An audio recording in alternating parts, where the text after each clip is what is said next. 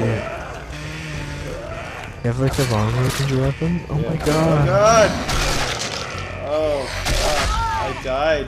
Don't die, don't die, don't die. Run away, Corbin. Run away. Oh my god. Oh god. Run away, run away. Oh my god, run away! Oh my god!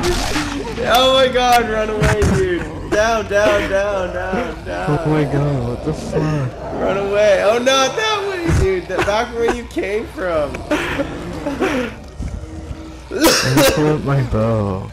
Oh my fucking god. Hurry up. I'm a bloater behind you.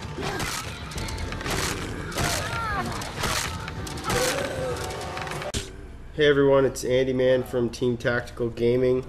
And I'm here to talk to you about a new game that released recently called How to Survive. All things considered, Valyear and I really had fun playing this game.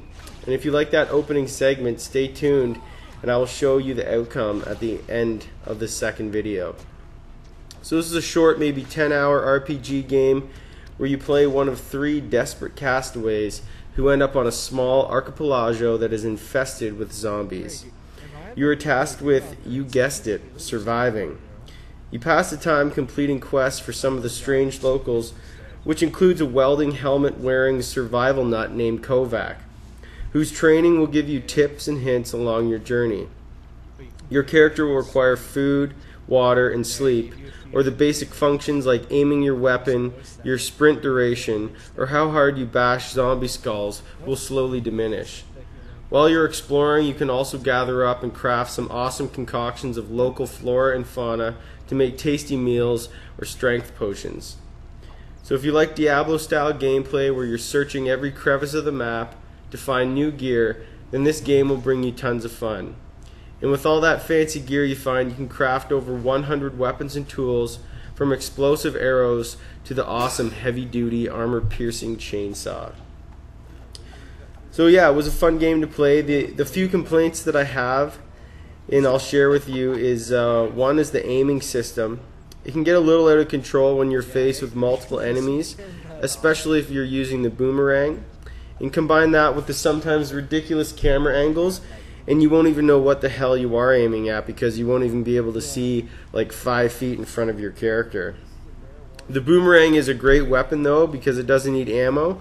But if you throw it and then turn your player, the boomerang will just fly off in another direction, and often hitting your teammate.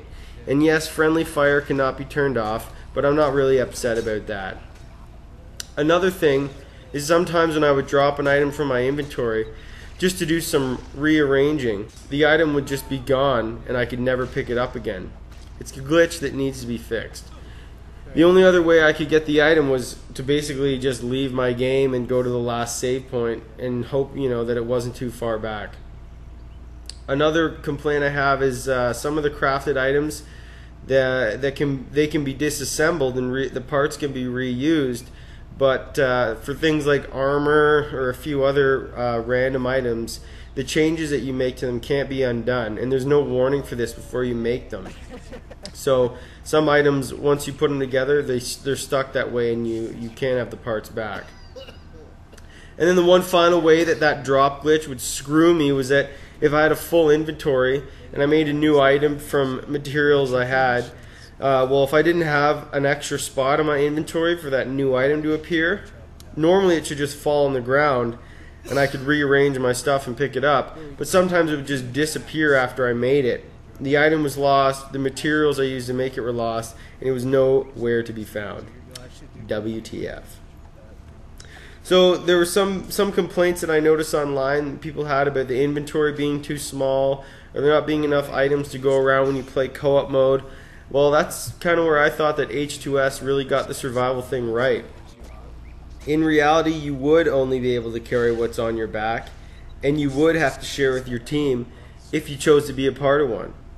So I do recommend this game. It was quick and fun, and if you want a better playing experience than I had, then watch our next video, and I'm going to give you a few tips and tricks that I wish I knew before playing How to Survive.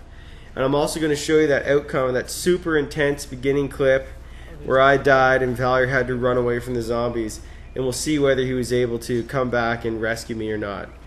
And as always, everybody, thank you for watching.